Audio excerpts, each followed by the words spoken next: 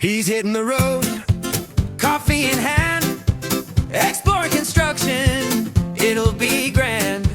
Welcome to the show, he'll be your guide to building better across the countryside. Get ready for the Pile Drive.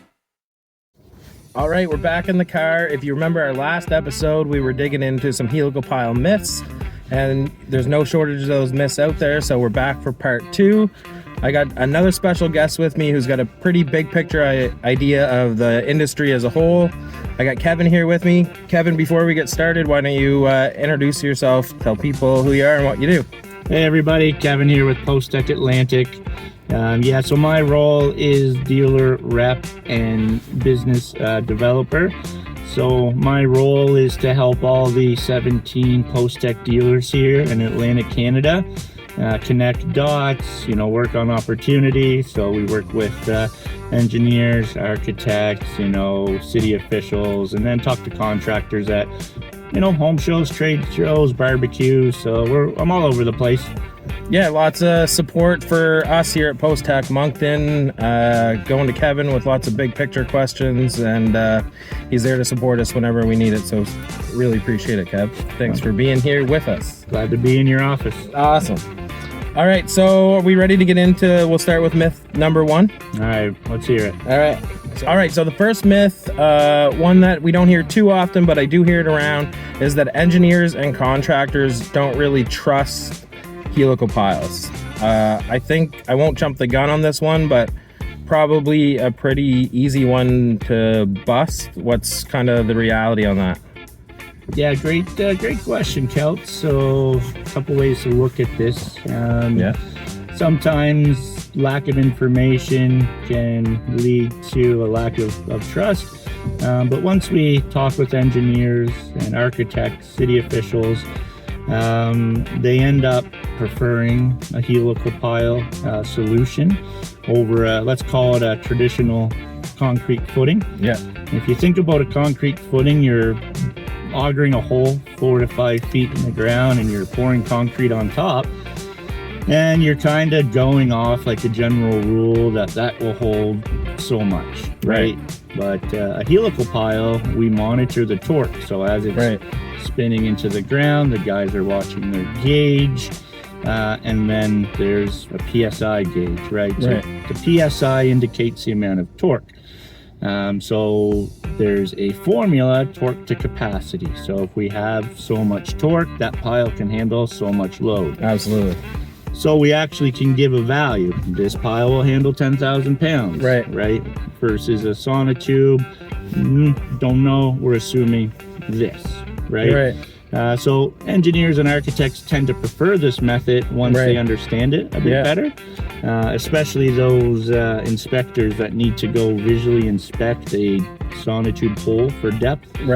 So believe it or not, there are municipalities out there where they got to go take a tape measure, say, yeah, your hole's 5 feet deep. Go ahead, pour your concrete, right? So what we can offer is an engineered solution that Mr. Inspector, Mrs. Inspector, you don't need to go to site anymore. We're going to give you a torque log and with an engineered stamp, and you're good to go, right? Yeah, so not just like this isn't just a new kind of fringe solution, I guess, right? No, I mean, piles have been around, and there's engineers that specialize in pile designs, right?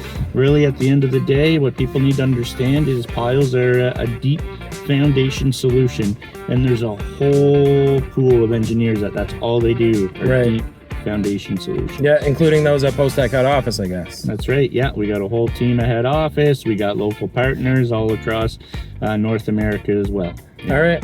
Cool. Excellent. So I think I'm safe to call this one busted for sure. I think we can call it busted. Awesome. So myth number 2, one that I heard a ton last year, I'm sure it'll come up again this year, is why would I pay a helical pile installer when I could just go to, a local hardware store and buy one for $50? What do we think about that myth, Kevin? Yeah, no, that's a great point. I mean, listen, the people are looking for ways to save money, and people are trying to do a lot of things themselves. So can a homeowner go to Home Depot and find a micro pile, like a little small one called a Pilex, sure. But I would also ask that homeowner if they want a engineered solution, stamped by an engineer with a torque log, torque to capacity, established, and know that it's been manufactured in Canada and put through strenuous tests to pass CCMC, and that it's code compliant. Right. So I don't work for Pilex, I work for Postech, so I don't know their product as well as ours, but I know that ours is engineer approved. It's got a thick wall, it's industrial strength, 7 feet long, it's going to go below the frost, where the Pilex, I believe they're only, 3 to 4 feet, and I don't even know if they're approved here in Moncton. Do you know if they're approved? I don't think they are, especially for attached structures, anything attached to the building. So.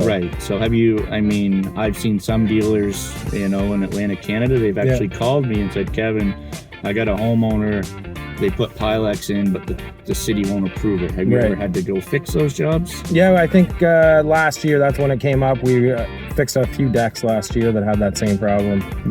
On newer builds, they tried to put them in on an attached deck, and then we had to go take those out. So that makes sense. Yeah, so listen, everything has a purpose, right? Yeah, absolutely. So if you're looking for a small step, freestanding, do you need to go get 4 Postech piles for a tiny little landing? Probably not, but if you're building your dream deck and you want your investment to last a lifetime, I think that you're gonna pay for the value you get, right? So we're not overcharging.